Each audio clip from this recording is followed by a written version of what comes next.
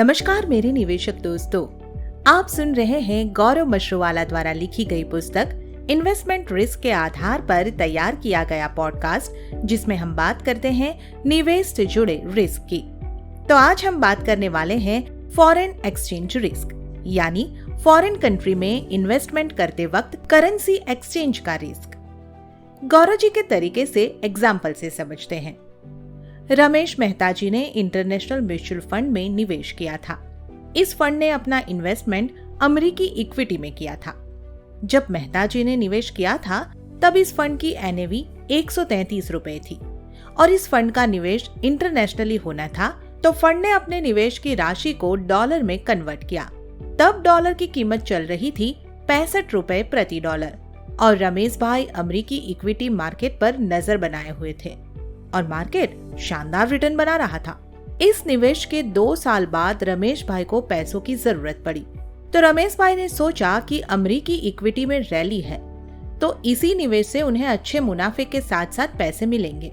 पर ये क्या, जब पैसे उनके हाथ में आए तो उन्हें मुनाफे की जगह नुकसान हुआ था, क्योंकि अमेरिकी मार्केट में रैली जरूर थी, पर अमेरिकी डॉलर के सामने भारतीय रुपया मजबूत हो चुका था। अब रुपया 58 रुपए प्रति डॉलर पर पहुंच चुका था। इस वजह से उनके इन्वेस्टमेंट की वैल्यू तो बढ़ी थी, पर जब वो रुपए में कन्वर्ट होकर रमेश भाई के पास पहुंची तो उसकी वैल्यू कम हो गई थी। गौरव जी के एक और क्लाइंट मिसेस बैनर्जी के साथ इससे कुछ उल्टा हुआ था। उन्होंने 25 साल यूएस में जॉब की थी और रिटायरमेंट के लिए $75,000 वहां 401k कही जाने वाली स्कीम में जमा किए थे। अब 25 साल बाद रिटायर होने के बाद मिसेस बैनर्जी भारत वापस लौट आई। तब रुपए की वैल्यू थी 60 रुपए प्रति डॉलर, मगर मिसेस बैनर्जी को 401k से पैसे निकालकर भारत लाने में 2.5 साल लग गए और इस दौरान रुपए की वैल्यू कम होकर 65 रुपए प्रति डॉलर हो गई। इस वजह से मिसेस बैनर्जी को 2.5 साल बाद और भी ज्यादा रुपए मिले।